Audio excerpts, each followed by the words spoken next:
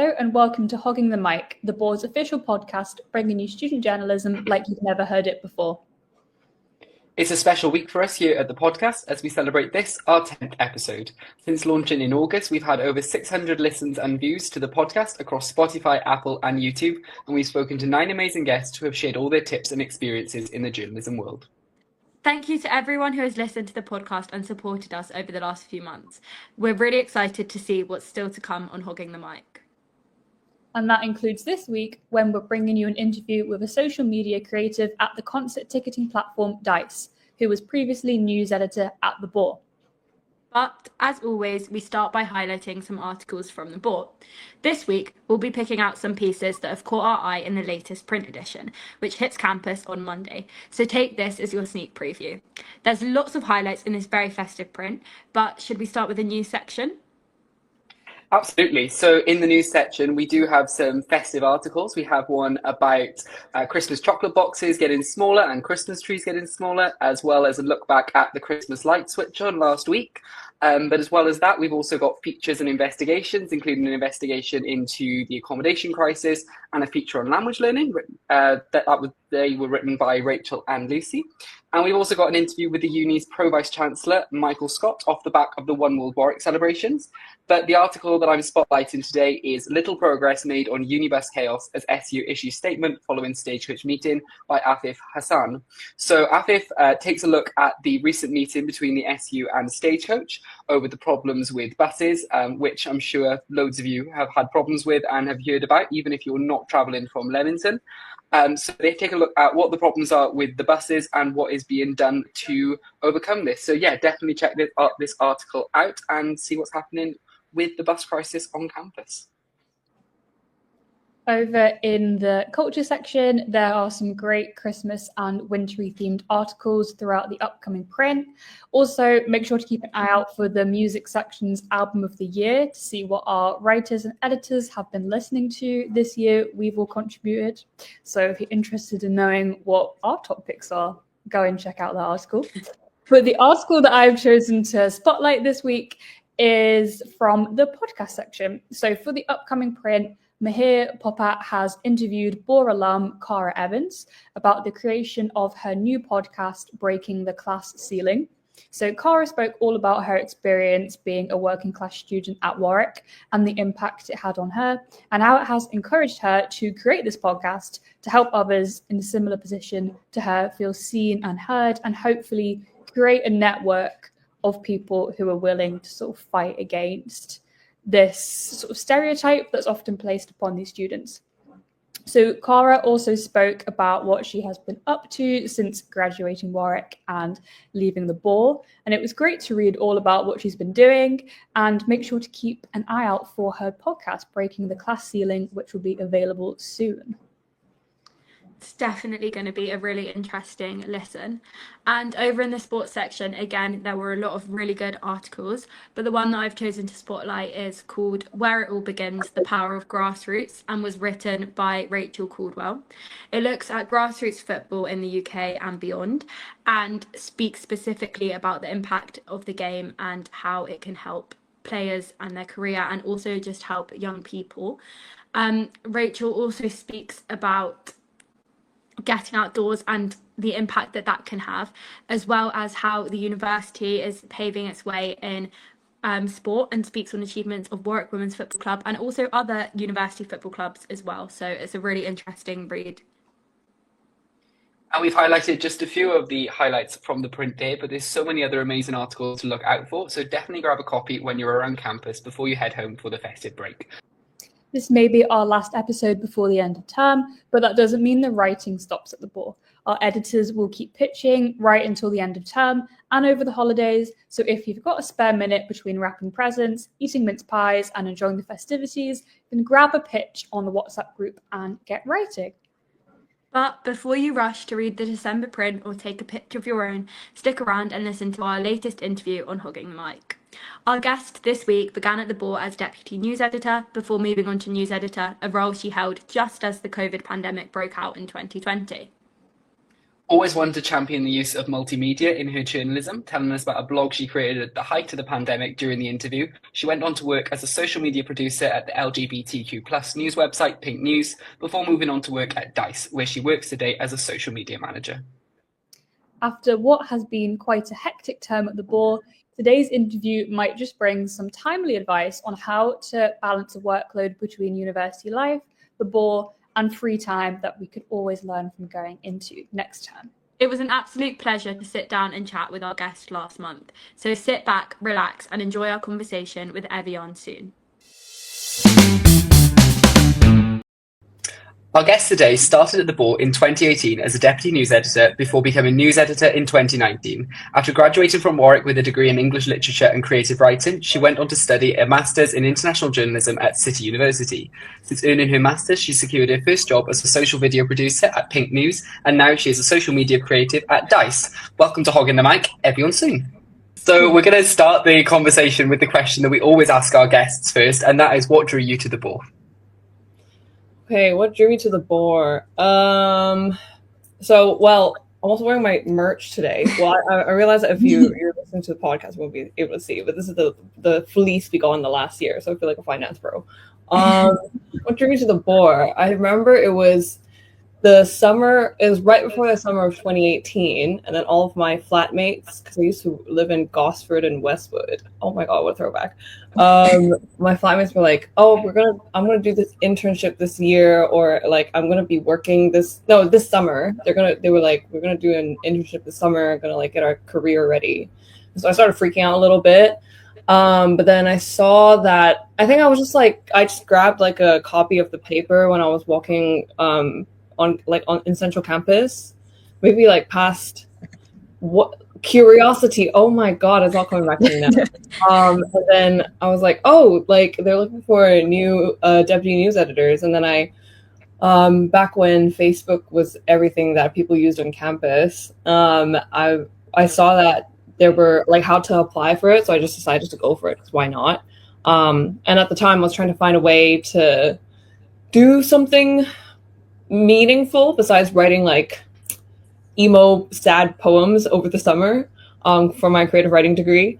So then like when I realized I could just like hop into journalism, I was like, why not, let me just give it a shot. So that kind of drew me to the Boar, and then it became like a snowball into a very big, like very important part of my life at Warwick. But honestly, it was very much like I was kind of freaking out because I didn't know what to do with my summer after first year. Like, to be completely honest, I'm not gonna like sugarcoat how I found it, because it was quite a serendipitous thing, but it led me to where I am today. So as we mentioned in your introduction, as you said there, you started out as deputy news editor and then you went on to become news editor. So what was it specifically about the news section that really enticed you? So I think it was the pace, and also it felt like I was doing something really important. Just being able to convey everything that was happening, that was very top of mind for a lot of people. Because I think things like all of the other sections, let's say like arts, film, TV, and like opinion, features, and so on, like, and music, which is wild because like I didn't write any music articles back then, and I work in music now.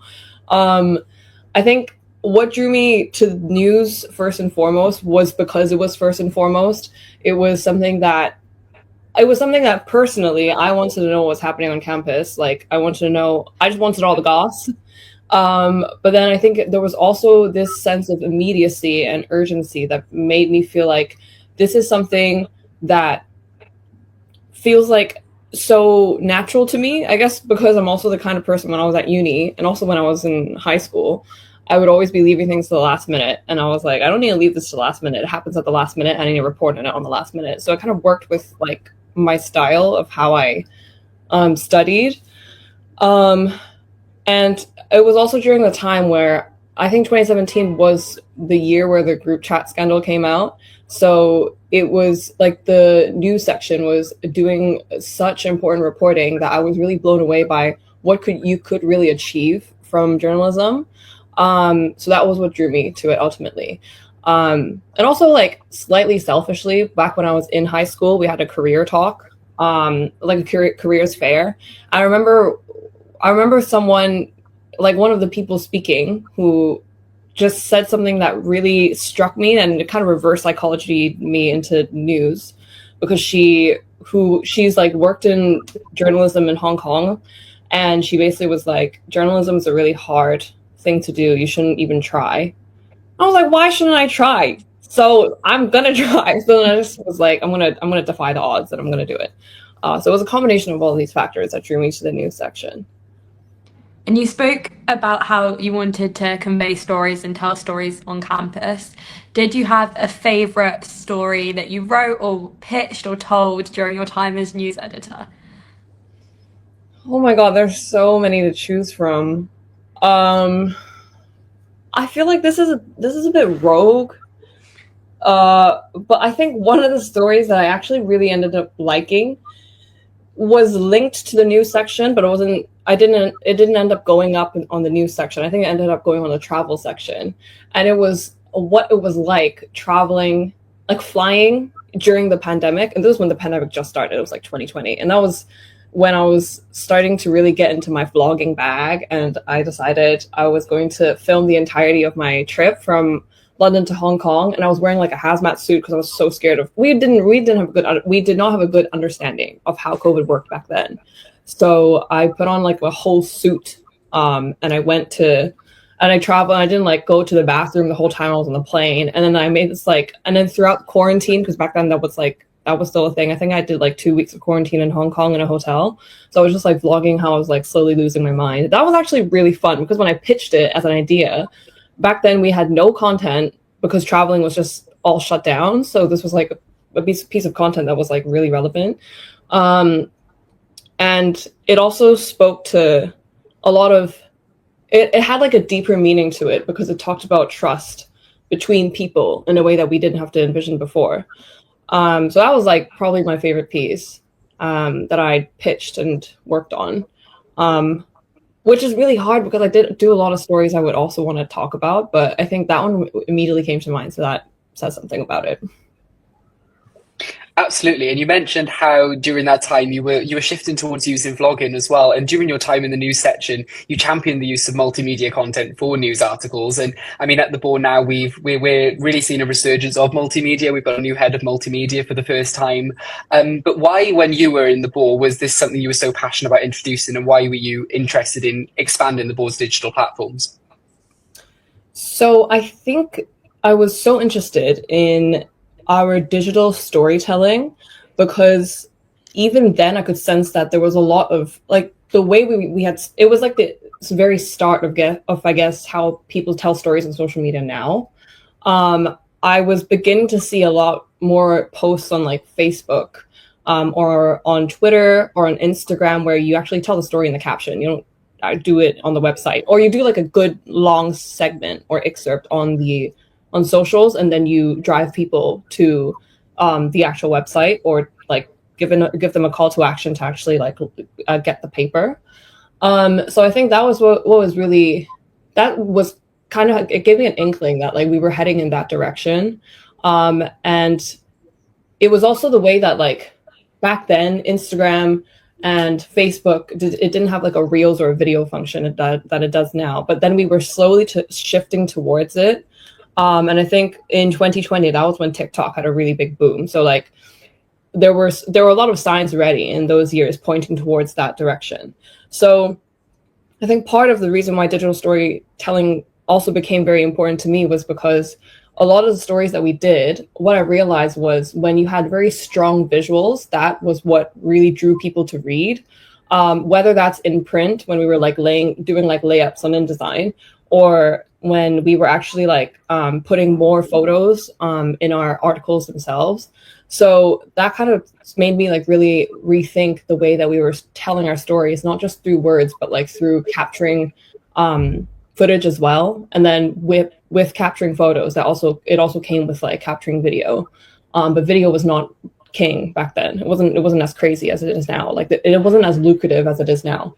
So I think that was what drew me to it. Like, I just felt like we were heading in a direction where digital storytelling was going to be something that was becoming more and more accessible to people. And also, as someone who, like, even before uni, I had like 2 YouTube channels. And I used to do some vlogging that no longer exists on YouTube.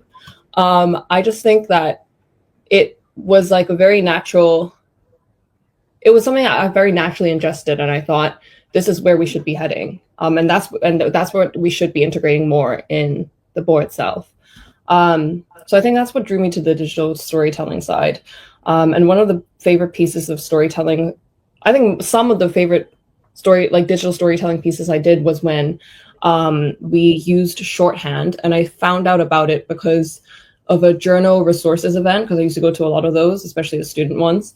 And then they were recommending the use of like shorthand in terms of like the platform, not the actual writing, not the actual skill of shorthand itself, but like the way that it was all laid out. And back then it was free to use. I was like, this is great, because like you can really engage someone with the way they look through the article, and it felt like a artistic piece and not just like a report on like certain facts. So I think that's what really led me to think that digital storytelling was something we should integrate more. And you spoke a bit there about the pandemic and obviously like the influence that had in the way that we all consume media with TikTok and other like video platforms. And then you also spoke about the pandemic earlier with that news story where you were flying and how you kind of shared that. Whilst you're a news editor, if people can't already tell, the pandemic had a very big part on how the Boar functioned and also, well, how the world functioned. How did you go about reporting such intense stories around COVID-19 and how the pandemic was affecting students during that time? So I think what we had to basically let happen was realizing that like this is something that's not even happened to mankind, like to our generation of mankind. Like we had never experienced like a global scale of shutdown like that. So then we just had to forget the routines that we were and the ways that we were operating, and just learn to adapt and accept that things will not go right the first time, because it was the first time, and just let it play out the way it did. I think partly it's slightly cheeky of me because I was spared from March 2020 onwards when I was no longer a news editor. But in the months that it started happening, I think the like one crucial detail is like, because I'm from Hong Kong and we get a lot of news from mainland China. My mom was already telling me about like, oh, there was this back in December, back when most people in the world were living in ignorance about that this was happening. My mom had already said like, there's this like, watch out in in the UK because there's this virus going around. So I started paying more attention to it very early. And then my co-news editor, Emily, who was brilliant as well, like she and I started keeping track on that because we felt we just wanted to be in the know in case it became something bigger. So we had a bit more foresight than I guess like a lot of other people. And then it became a really big thing. So I think the way that we just ended up having to shift the way we work. We were like, okay, so very quickly everything changed. I remember the week where lockdown was announced, like I think 3 days before it was announced, I was literally at Neon, and I was like, I feel something feels wrong. Something feels like something's going to happen. And then like I think what Warwick Fashions, I don't know if it exists anymore. Like 5 days after that was like someone in Neon caught COVID. And I was like, what the heck? That's crazy. But I think like living in the moment of it all, it was just very much like we just need to react. And also we had to have a sense of empathy and also kind of encourage a sense of empathy because everybody was going through the same thing.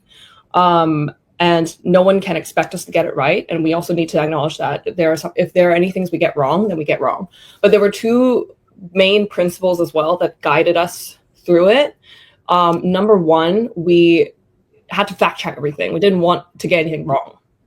Especially when this was so new. We didn't want to like spread misinformation very early on because that was very rampant at the time and people were making conclusions about many things. And that leads me to my second principle was like, we were also noticing that a lot of like specific groups of students were being targeted. So like a lot of Chinese students or like East Asian students were getting like racially attacked just because they exist, even if and a lot of them haven't even like been to Asia at that time.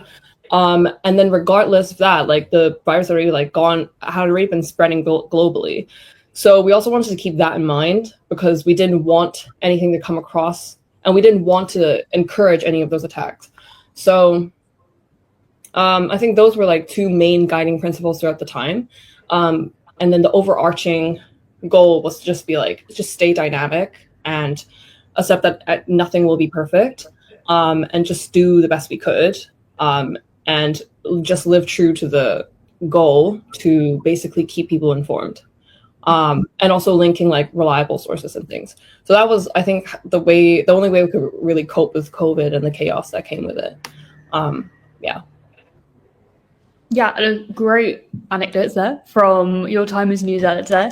So you also stated, sticking with discussing sort of your time as editor, you also stated that once you broke a news story within 11 minutes. So do you have any top tips for how to go about covering breaking news? So I think when you cover a breaking news story, the tips I have would start like even way before the story actually even breaks, even before you even know that it's going to happen. It's like you want to have some templates ready. So back then, I remember making a breaking news banner on Canva because I was like, I don't understand why we don't have one. So that even if we don't have a graphic, we at least can like get people's attention. If we post it onto the website, then we also immediately like it shows on Facebook that this is a breaking news story. We don't have to like look for a visual, then that adds extra time. And then another like step that we take to monitor breaking news is to basically make sure our comms are like super clear. So on like emails and things, we want to be as on top of it as possible. Receiving comms from like the uni, or from like societies, or from like local agents or websites that we are in the know of what's happening. Especially things like embargoed and things like that. So we had I don't exactly remember what trending news tools we used to use because it was so long ago. Oh my God. But I basically had the system where like I had them all listed, and then every day I would like check them in the morning. And then I would check them again in the evening, or like check them sporadically throughout the day when I'm trying to procrastinate an essay. So I just made sure all my notifications were turned on for any breaking news that I see on like any major news websites on my phone as well. Basically kind of compromising my personal life a little bit just to like make sure I was on top of things and knew what was happening. So then besides those 4 steps, before breaking news story is actually announced and happens, then when it came to the actual story itself, I think just following, in terms of the storytelling, just following a very clear structure. The first paragraph has to just have all the essential information. You don't want to think too much about like using certain languages or adjectives. You just want to like have the facts laid out. And then it doesn't matter if the story is literally like 5 lines. If it's a breaking news story, that's what people expect. They just want to be in the know. So we kept things very concise and very clear. And I also think I got so used to using WordPress, I was just like able to tag everything really quickly. And then the last part is getting approval and getting like making sure like the sub editor or the editors have like the editors in chief have checked. So making sure that our like editorial board was like super locked in. So like they were able to check things really quickly. So I would say like that's how we got things done, sometimes in like 11 minutes, just because we had a very seamless operation by that point, and we also had a very tight like editorial board that was able to like check things really quickly. I think that's how we did did breaking news. Those are my tips. Very, very good tips. And the Boar wasn't the only student media society that you were a part of. You also hosted a radio show at Raw. You had bylines in Perspectives and the Warwick Women's Career Society blog, as well as having creative writing pieces featured in Cobalt and Unknown magazines. I was involved in the news section during my first year as a deputy news editor, and Tom is the current news editor. So we know how busy the section can be and how chaotic it can all be. So do you have any advice for managing time, balancing working in student media with your degree? I mean, you mentioned procrastinating essays. I think we can all relate to doing stuff for the board to procrastinate our degree work. But yeah, any advice on time management? So, to be completely honest, I may not be the perfect person to ask this question because to this day, my time management is still pretty insane. Because it's down to a couple things. Like, I'm a workaholic and I'm a Capricorn, so it's just a terrible combination because it means I'm a perfectionist and also I'm addicted to working. But it's gone better now ever since I actually ended up working in the real world. But I think that was the thing. Like, back then, the Boar was like the real world to me because I kept up, and the reason why I kept giving myself excuses to not actually manage my time better was because I was like, this is something that is temporary, but also very much real life because you're reporting on things that happen to real people that are real, really like important things. So I kept telling myself like, this is going to matter more than your degree, which is now I think back and I'm like, it was very, very important to my development. But honestly, COVID kind of forced me to remember, like, you need to actually lock back into your degree. So I think those are like to be very frank, what was there, those were some challenges back in the day. And I'll give a bit of context what it was like, especially as deputy news editor and then news editor at the time. Like, I did sacrifice parts of my social life in order to dedicate myself more to like just reporting to the news. And I did lose certain people in my life because of that. But then also, like, through that experience, realized some things. There are people who understand that this is like something that matters a lot to you, and they will stand by your side, and they will also realize eventually it will not matter as much, and then you will be more available to them. And then second of all, what I also realized was some people just don't have that respect, and they also don't see the value in what you're doing. And sometimes it makes you feel a bit crazy because you're like trying to help someone understand something that they will never understand. But these people will not matter in a year's time, honestly, if you're in final year. So those are some things I realized from like throwing myself into the Boar, which at times it wasn't a good coping mechanism because I would be working at the Boar office till 10 p.m. for no reason. Because sometimes I had to remind myself, you're not being paid. Like, what are you doing? But then, like, some of the things that did help me was, like, I did have friends who were like, maybe you should, do something else to when you're stressed instead of just going back into work. Like, if you're stressed about your coursework, do something else besides going into your like extracurricular work. Like, I don't know, go to the gym or go like write a poem. You used to do that. And I'm like, you know what? Those are good points. I forgot I used to do those things. And then I got like some of the things that really worked for me was also because I was studying English literature and creative writing, and we would have modules where like we would have to read a lot or watch like films and analyze them. So I just like took a step back and like put myself in a different world, and I was like, there are things happening beyond the world that you've thrown yourself into. So basically, this sounds a lot like I'm just saying like my advice would be to touch grass, but touching grass does help. Like, when you actually go out and like you realize that the real world is still there. You're like, oh, okay, actually, it is okay to go have a drink with your friends in the evening for one night. It's fine. And also, I think another important thing about time management is like understanding what your threshold is before you actually need to ask for help. Because like, I think like being news editor was something that sometimes I just felt like I couldn't ask for help. Like, I needed to either take it all on, or I feel like everybody else is also working just as hard. Sometimes that's not the case. Some people are just not doing anything, and I can't specify who, but some people were not doing anything, and I was like, what? I was here stressing out because everyone was stressed out, but I guess not. And also talking to people outside the board to like get a bit of perspective on what you're doing. So ultimately, and I think so that was kind of my mindset now. And one of the things that I would say, which I also don't think is very helpful in terms of like advising you guys on time management, is like that, like uni is the time to learn all of these things, to learn what like how you can manage your time, and like the ways that you thrive, and how you actually enjoy spending your time. Something that in like once you actually come out of uni and you graduate and you find a job, it becomes way harder to figure out. So if you do end up spending a lot of time working and stuff, just make sure you do do take a break, like set a timer on your phone to force yourself to go to like just step away for a bit, or like tell your friend to knock on your door and like drag you out to the pub, or like schedule an activity if you're part of a sports club and you're like, oh, okay, I'm gonna go do this tonight, because like just force yourself to go to that thing, because then it just really helps you manage your time better.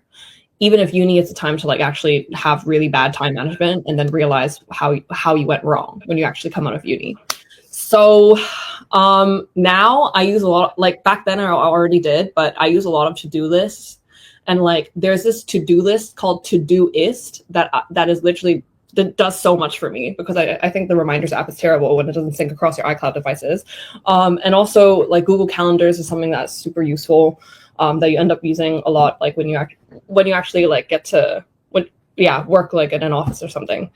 So those are like some more like technical pieces of advice, but I would say like I don't think I didn't share some healthy time management coping mechanisms.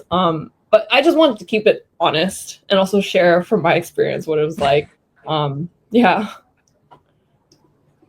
I think honestly that advice, we still at the Boar can really take on a lot of that advice, and I think a lot of what you said will touch quite a lot of people there. Especially we've had some busy prints in the last few weeks, we've had some difficult prints to turn them around as well, and I think a lot of us have spent a lot of time in the office to turn everything around. So I think definitely those tips a lot of us will take on. I mean, I definitely was listening to that and thinking maybe I need to get out of the office a little bit more as well, and take some time for myself as well. But yeah, I think we could definitely all agree with that. And it sounds like your time at the Boar really was such a rewarding time for you to go on to what you did next in journalism, which was, like we've mentioned before, you did a master's in international journalism at City University. And studying at City is a route that many Boar alumni have gone on to pursue, especially many of the journalists we've interviewed here on Hogging the Mic. However, we're yet to speak to someone who studied international journalism. So could you explain to us what the master's entailed and how did you decide that it was the course for you? So I chose international journalism instead of like broadcast journalism, which I know a lot of people did, actually, my memory is so bad. I know there's like newspaper journalism or investigative journalism, but I chose international journalism because something that I did a lot as news editor was I pushed a lot of global stories, and they don't have to be stories set in I don't know, different parts of the globe where Warwick students were, because I remember there was one where Hong Kong students were being called back to the UK. It wasn't just that, it was like anything related to the global communities on campus. And I always found it very like rewarding telling these stories, because I feel like one of the things that we wanted to do at the Boar to get more people to read was to actually get more readers. And it felt very natural to me as an international student and as someone who didn't grow up in the UK to just do stories about the communities on campus that were like myself, not from the UK, but then we were a very huge part of that community. And what better way to get us to actually lock in to the Boar than telling the stories that we care about the most. So something that I did at the Boar was like the global student story section was something that I felt it shouldn't just be limited to like one column. Back in the day, it was just like one column on the side of the paper. I was like, global student stories are student stories. They don't have to be like segregated from the rest of them. So because I was informed by that experience, I then decided when I was looking through the courses, and I did kind of apply to a master's because I was also freaking out after I finished final year that I could not find a job because it was COVID at the time. So I just felt like I really wanted to do a master's. But then part of the reason why I also wanted to do a master's was because I wanted to learn more about video editing software, especially after I did that vlog piece. And also I did a video essay for my for my course. And I really enjoyed it. It was just also kind of random for we just had like a video essay element. Like one part of our module was like, you need to make a video. And then I really enjoyed it. So I was like, I want to do more of that. And I feel like I want to learn the tools to do that and how to tell a story through video. But then I didn't necessarily think like broadcast was like something that I wanted to do. I didn't want to be on TV on camera. And then also combined with my digital storytelling interest, I was like, okay, you know what, it makes the most sense for me to actually just go for the international journalism route, where in the first semester we did, I think it was like three levels. It was like we did this, I'm just making this up now, but it was roughly around these like percentages. I think it was like 40% would be like newspaper journalism, for like print journalism, 40% was broadcast journalism, and then 20% was digital storytelling. But then all of what we were doing was telling stories that were international. So then we also got to pick modules like reporting about the Middle East, for example, which was something that I really wanted to like learn a lot more about. And then we also had like tutors that came from very varied backgrounds, not just like UK broadcast like stations, but also like they've reported as like they were foreign correspondents in like certain like different parts of the world. They used to work in like news bureaus and like different parts of the world as well. And I really wanted to learn from them. So that was what led me to do international journalism. And then after the first semester, we had to pick between like new print journalism and broadcast, and I picked broadcast because I wanted to learn more about the software, and also I really wanted to make a documentary in the end.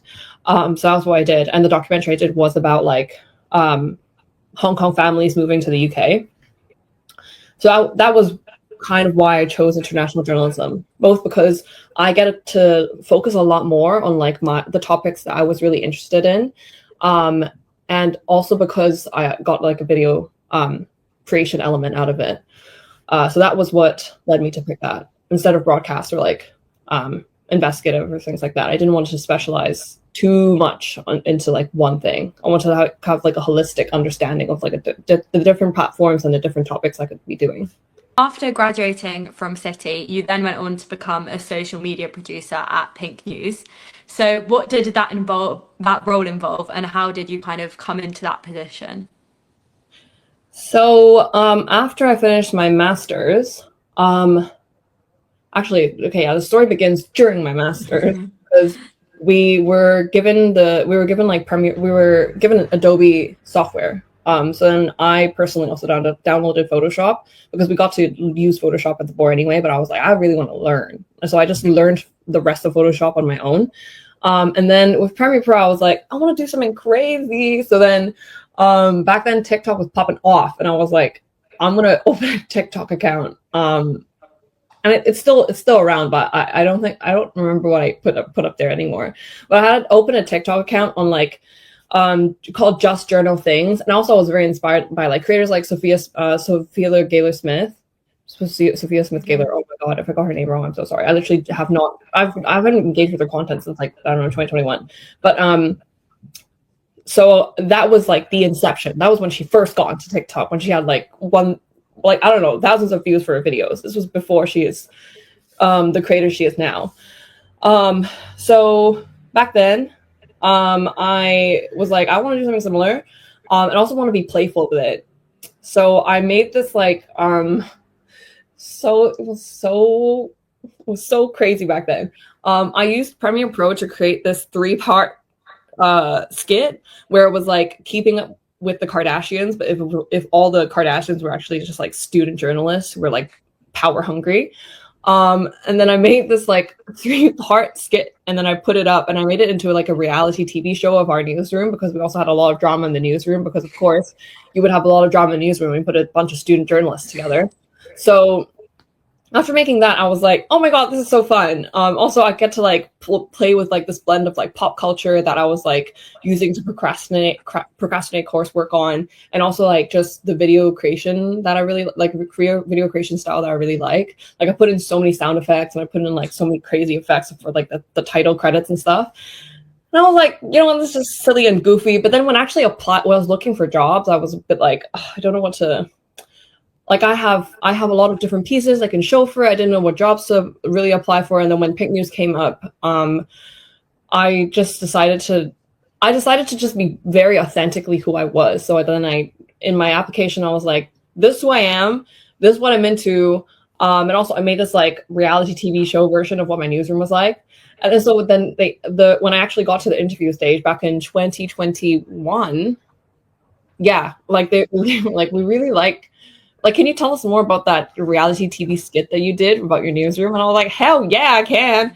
And then that was what made me stick up to them. And then they hired me shortly after. So that was how I ended up in Pink News. But then it was pretty natural transition for me, because I think it wasn't the hard news that a lot of my course mates were gung-ho about reporting on. But it was like something that I was personally interested in. And I know that like pop culture and internet culture was something that was important to a lot of people, whether or not they consider it a guilty pleasure or not, and they're ashamed of it or not. Pop culture is something that is a buttress of society at this point.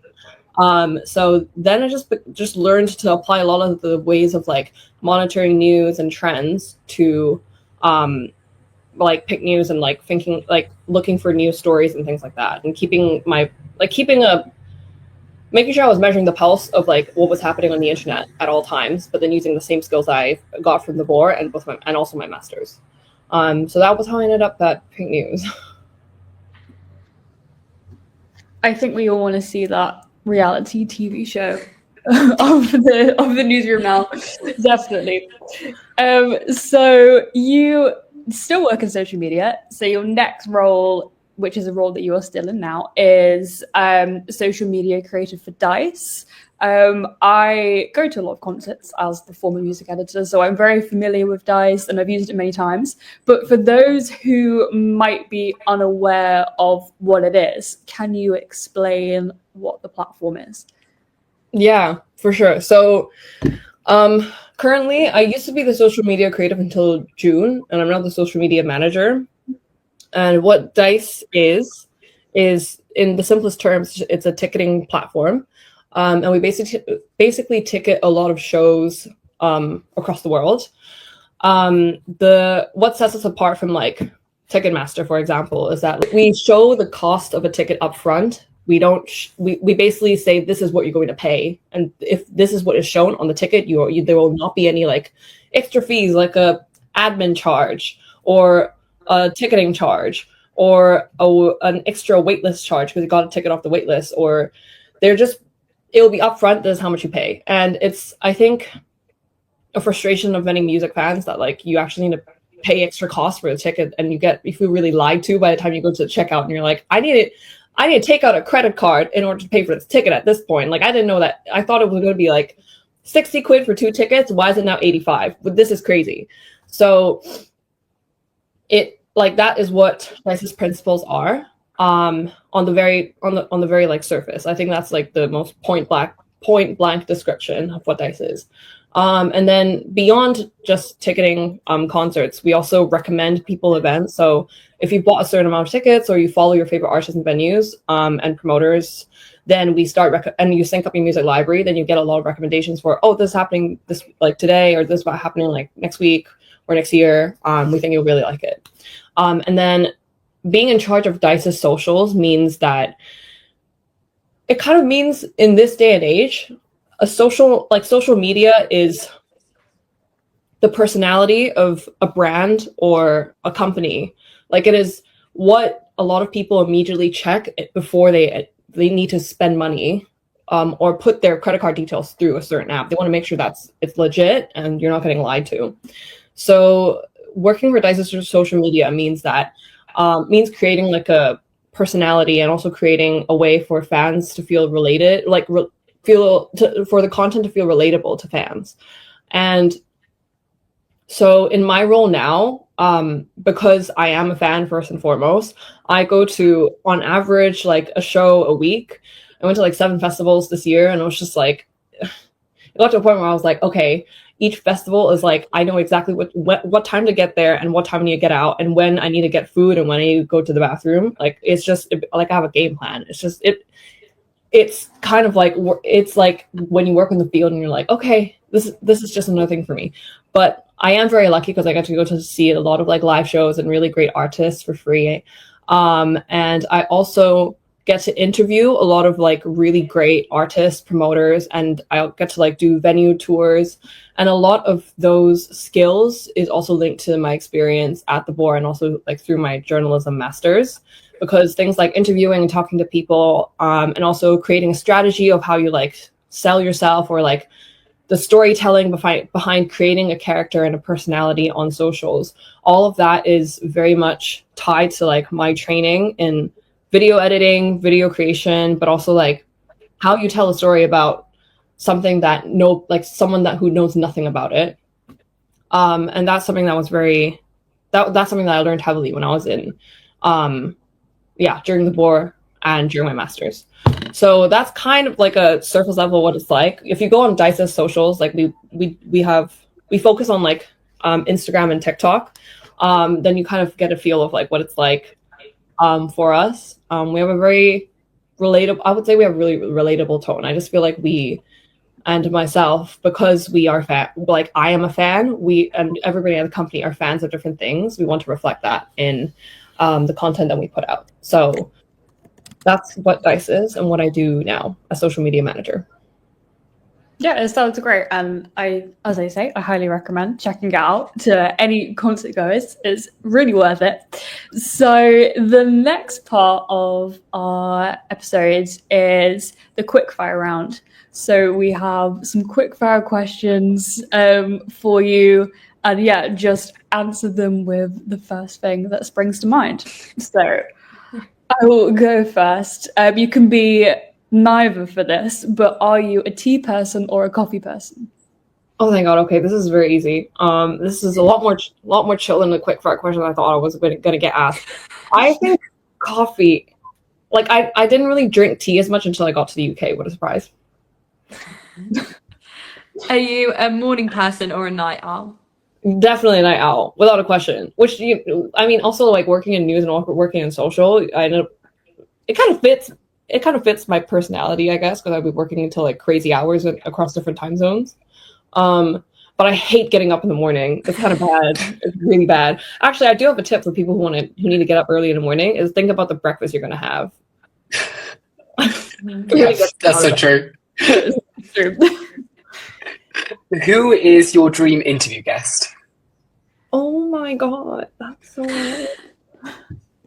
Oh my God. Oh, I want to say Pink Pantheress, but it's because like she's one of my favorite artists, and also I like her personality is just, I just get her. I think if I could interview Pink Pantheress, it would just be like, it would kind of be like Pink Pantheress, but in the format of like Between Two Ferns or Z-Ways interviews. One thing that you always carry with you, your journalism non-negotiable. Journalism non-negotiable. Oh, well, dang. I want to say something like my work phone. That's crazy. Why would I not have my work phone on me? That's just something that is essential. A journalism essential. I would say like some mints. It's crazy, but like I think a box of cement is very, very necessary. Because even though I'm not a journalist anymore, a cement is very important if you're doing an interview and you need to feel fresh and wake up. Also, you don't want to ever have bad breath when you're interviewing someone, because that's just man. And also, if you can always offer it to people as a conversation starter. So if you can like always have it on hand. And also at like gigs and stuff, when I'm like going to interview fans in the pit, or when I just need to talk to random people, I like to make sure that I am smelling fresh. Yes. And what is your favorite thing to do to unwind after a long day of work? Look, the answer that came to mind is really embarrassing, so I need to think of a new one. because I was gonna say read, but I don't want to talk about what I'm reading right now because that is so embarrassing. I think what I do to unwind, I would say probably cook. I do love to cook. I love to cook and I love to serve. And I think that I can say what I don't do is I don't go on social media afterwards because I don't want to be going on social media after my 9 to 6 on social media. So I at least take like a break from it. And then cooking is like, I'm not looking at a screen anymore, thank God. So yeah, I would have said my other answer, but it's too embarrassing. And the final quickfire question is, who is your favorite concert? What is your favorite concert you've watched or favorite festival you've been to? I have a list. I need the list because there's like when I think of favorite concert, it's something like Multiverse of Madness just shows up in my head.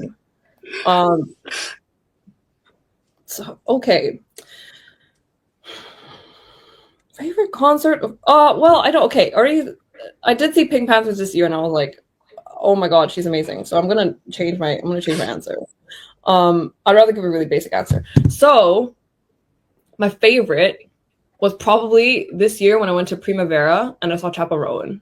That was my favorite. I mean, I feel like a bit basic because I chose like one of the biggest pop girlies ever. But then I never, because Sabrina and Charlie also performed. But then I think I'd seen so many clips from their shows, I kind of could expect what was happening. With Chappell, like I know that she has some really good fits. But then when she actually performed, I remember at one point when she was performing Pink Pony Club, I started crying.